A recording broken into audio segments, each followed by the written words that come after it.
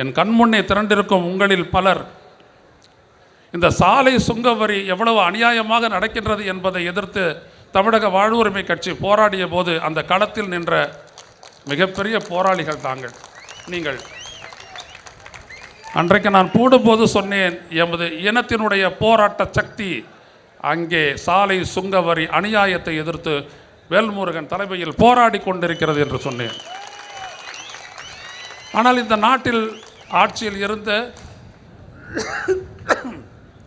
இருக்கின்ற கட்சிகள் எந்த இடத்தில் அதற்காக குரல் கொடுத்தன? 62 சுங்கச்சாவடிகள் இருக்கின்றன. அதில் 32 காலம் கடந்தவை, காலாவதியானவை. சொல்லப்படுகிறது, பேசப்படுகிறது சட்டப்பேரவை வரை, ஆனால் நீக்கப்படவில்லை. இவ்வளவுதான் நம் அரசியல் பலம். இந்த இடத்தில்தான் ஒரு சமரசமற்ற தமிழ் தேசிய இயக்கமான தமிழக வாழ்வுரிமை கட்சி அந்த இடத்திலிருந்து சற்றும் பிசகாமல் போராடி வருகின்றீர்கள்.